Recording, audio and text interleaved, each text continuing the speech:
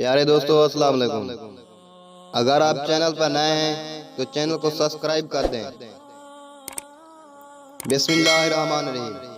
انسان کا ایک ایک سانس موت کی جانب بڑھنے والا ایک ایک قدم ہے۔ اللہ کو راضی کرنے کی تڑپ پیدا ہوگی تو جسم سے روح نکلتے وقت درد کی شدت سے تڑپنا نہیں پڑے گا۔ جو تمہاری خاموشی سے تمہاری تکلیف کا اندازہ نہ لگا سکے، اس کے سامنے زبان سے اظہار کرنا صرف لفظوں کو ضائع کرنا ہے۔ جو شخص اللہ کی تقدیر اور اس کی تقسیم پر خوش رہتا ہے، اللہ تعالیٰ اسے کسی کا محتاج نہیں کرتا۔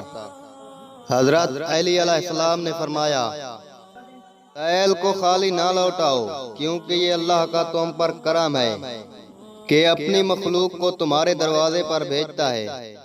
اے ایمان والو، جب جمعے کے دن نماز کے لیے اذان دی جائے تو ذکر الہی کی طرف لپکو اور خرید و فروخت چھوڑ دو۔ تمہارے لیے یہی بہتر ہے اگر تم علم رکھتے ہو۔ وہ لوگ جو جنت کے طلبگار ہیں، وہ خوشی اور غمی دونوں صورتوں میں اللہ کی راہ میں خرچ کرتے ہیں۔ اللہ نیک عمل کرنے کی توفیق دے، آمین۔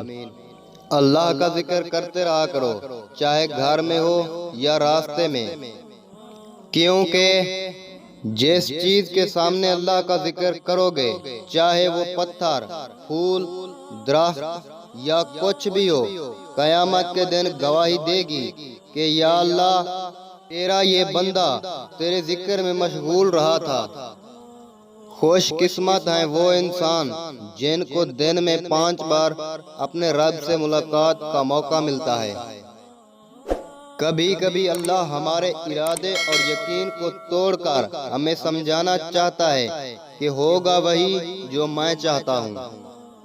3 آدمی ہیں جنہیں اللہ تعالیٰ روز قیامت دیکھے گا بھی نہیں۔ ایک والدین کا نافرمان، دوسرا مستقل شراب پینے والا، تیسرا احسان جتانے والا۔ جو اللہ کے دیے ہوئے رزق کو کافی سمجھے، وہ زندگی میں کبھی کسی کا محتاج نہیں ہوگا۔ حضرت میکائیل علیہ السلام کبھی نہیں ہنسے۔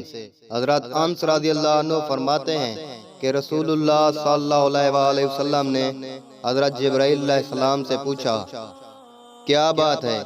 میں نے میکائیل علیہ السلام کو ہنستے ہوئے نہیں دیکھا۔ حضرت جبرائیل علیہ السلام نے عرض کیا، جب سے جہنم پیدا کی گئی ہے، میکائیل علیہ السلام کبھی نہیں ہنسے۔ انسان خوش رہنے کے لیے کماتا ہے اور کمانے کے لیے افسردہ رہتا ہے۔